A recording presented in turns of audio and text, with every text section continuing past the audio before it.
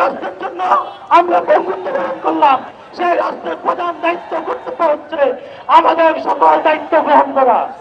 দেশের প্রত্যেকটা দলকে যারা এই দেশে রাজনীতি করতে চায়, ক্ষমতায় আসতে চায়, প্রত্যেকের নিঃশর্ত স্বাক্ষর দিয়ে এই জুলাই ঘোষণাপত্র জারি করতে হবে।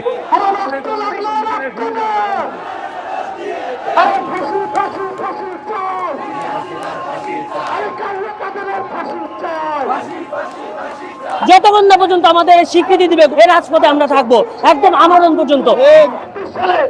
আমাদের উপর কি ধরনের গণহত্যা পরিচালিত হয়েছে, আমরা রাস্তায় এই বিরোধকে বাইরাতে গণতন্ত্রের জন্য, বাঙালির স্বাধীনতার জন্য, বাংলাদেশের সকল শ্রেণী পেশার মানুষের স্বাধীনতার জন্য বুকটা দিয়ে দাঁড়িয়েছিলাম।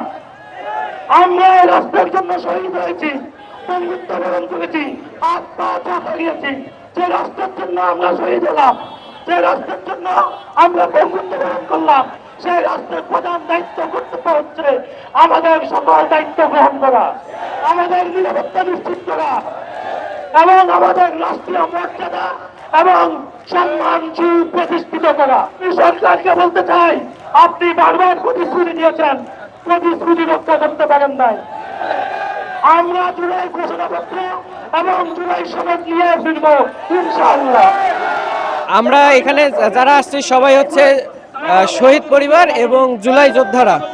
আমাদের তিনটা দাবি, একটা হচ্ছে আমাদের জুলাই ঘোষণাপত্র দিতে হবে, আমাদের জুলাই সনদ দিতে হবে এবং জুলাই সনদ এবং জুলাই যে ঘোষণাপত্র আছে এটা সংবিধানের মূল অংশে অন্তর্ভুক্ত করতে হবে। সোশ্যাল মিডিয়াতে একটা খসড়া সনদ প্রকাশ করেছে, কিন্তু ওই সনদে জুলাই গণ অভ্যুত্থান কেন হলো, কবে থেকে কবে পর্যন্ত হলো, কতজন আমাদের আহত হলো, কতজন শহীদ হলো, আমাদের ভাইদের কি হলো, আমাদের শহীদদের পরিবারের কি হলো, আমাদের কি দিচ্ছে কি না দিচ্ছে, এইগুলা কোনো কিছু প্রকাশ হয় নাই।